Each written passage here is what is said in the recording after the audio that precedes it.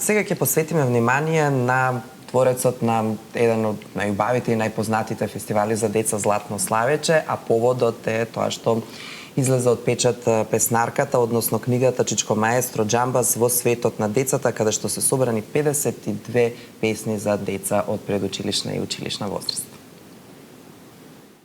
Неодамна од печат, приредена од Бранка Костик Марковик и Марко Коловски, излезе публикацијата Чичко маестро Џамбаз во светот на децата, која представува збирка на песни од маестро Александар Џамбазов, еден од нашите најстакнати композитори, диригенти и втемелувачи на македонската популарна и детска музика. За почеток на овој разговор, како се роди идејата за една ваква песна? Има една голема историја, би рекла. Најмногу виновен е мојот колега, музикологот Марко Коловски, кој што заедно со Александар Џамбазов работеа на многу дела, на расписи, на негови партитури во рамките на активностите на Сојузот на композиторите на Македонија, каде што се 20 членови, а јас сум член.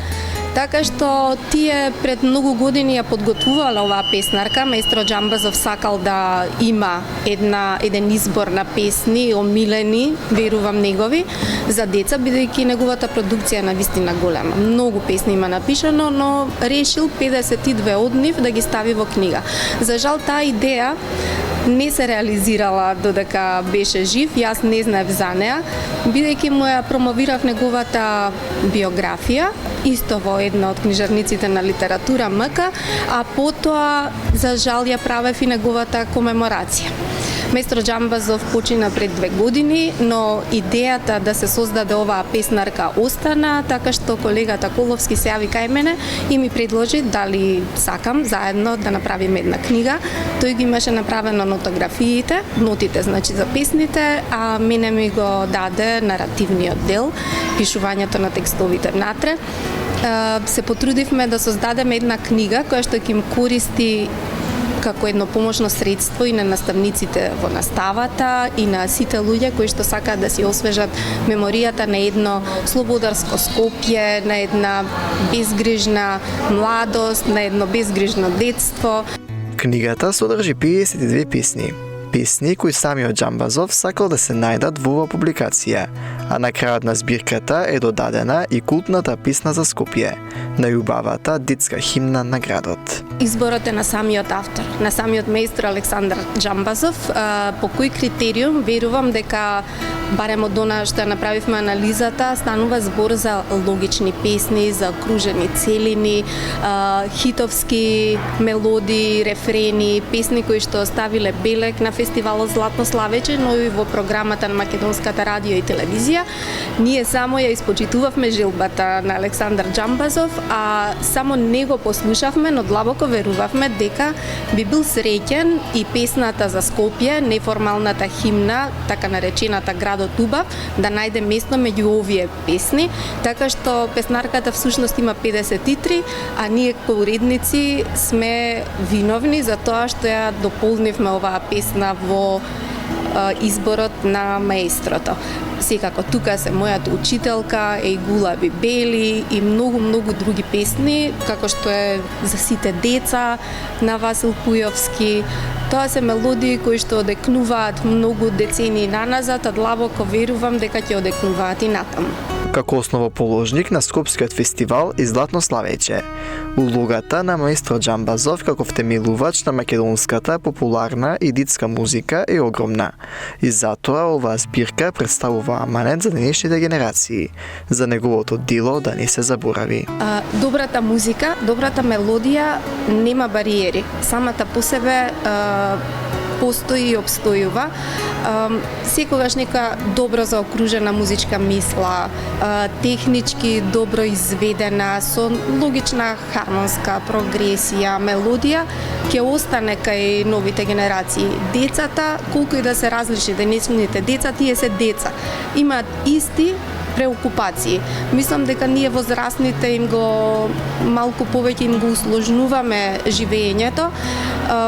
Доколку најде место оваа песнарка во наставата на децата и доколку ти имаат повеќе часови по музичко образование, јас сметам дека нема да имаат нивните родители потреба од ангажирање подоцна од дефектолози, логопеди, психијатри, психолози, бидејќи е научно докажано медицински дека пеењето помага во многу работи. Да не зборуваме дека во самиот развој на белодробните крила, на целиот апарат говорен, секогаш полесно се надминуваат, се учат буквите низ песна. Мене ми е детството обоено со музиката на Александар Џамбазов и со тие песнички.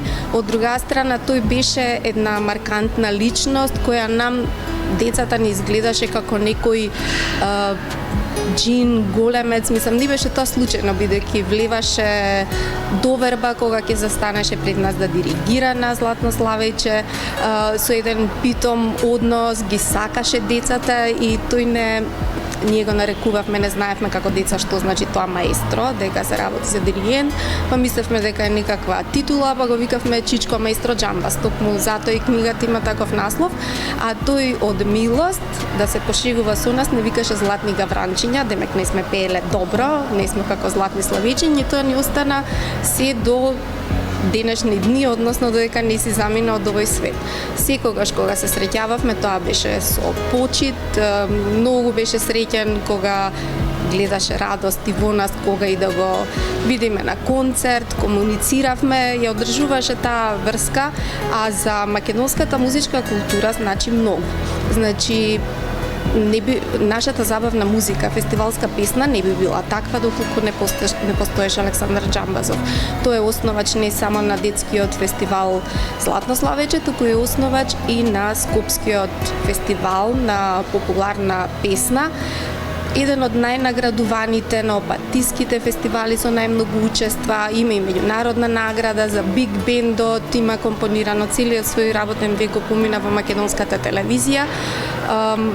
Има тука многу анегдоти, луѓето кога снимале гледале кој ќе биде зад пултот, кој стои зад снимањето, кога ќе виделе дека Александар Џамбазов, биле релаксирани, знаеле дека се ќе биде до перфекција, уживаше почит и кај децата, и кај неговите колеги, и во општеството. Збирката Чичко маестро Џамбаз во светот на децата представува извонредна можност песните со кои расте бројни генерации да бидат доближени до најмладите и со нив да растат и денешните генерации. Истата може да се најде во книжевниците на литература МК и сите продажни места на Арсламина.